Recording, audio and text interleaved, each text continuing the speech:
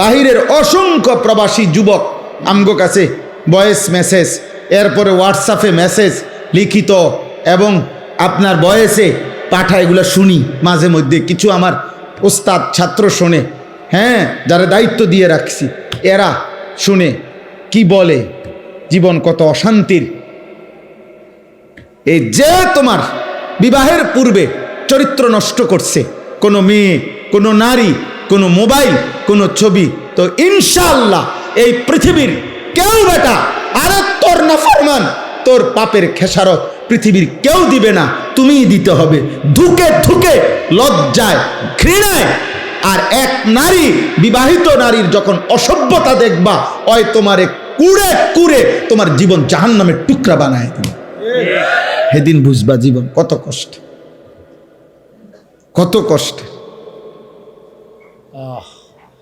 হ্যাঁ, এ কালকে আজকেও এক ছেলে বেলায় ভাই মোবাইলে বারবার কল দিতেছে বিদেশ থেকে, হুজুর আমি 1 মিনিট কথা বলতে চাই আপনার সাথে।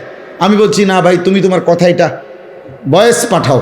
পরে এটা শুনলাম, এই কি বলে, দেশের হোক আর বিদেশের হোক, দোস্ত গুনাহ কাউকে ইজ্জত দেয়, গুনাহ কাউকে ইজ্জত দেয় না, গুনাহ মানুষকে ঘৃণা তৈরি করে।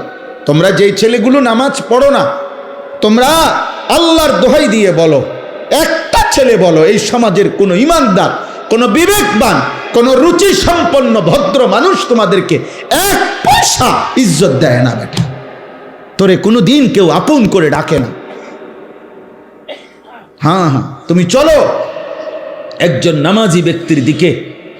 একজন যুবক, হ্যাঁ, স্কুলে পড়ে, এসএসসি, ইন্টারমিডিয়েট, ক্লাস 8-এ পড়ে, কিন্তু চেহারায় যার নামাজের চিহ্ন আছে, চেহারা সুরতে যার মধ্যে চরিত্রবানের নমুনা আছে, তারে পুরা স্কুল, পুরা মহল্লাবাসী তাকে আদর করে, তাকে ভালোবাসে, মানুষ তাকে চিনে, যে ছেলেটা দেখতেই ভালো মনে হয়, ছেলেটাকে দেখতেই নামাজি মনে হয়।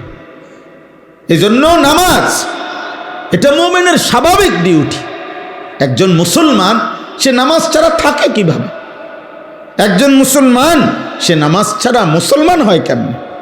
একজন মুসলমান সে নামাজ ছাড়া মুসলিম পরিচয় দেয় কেমনে?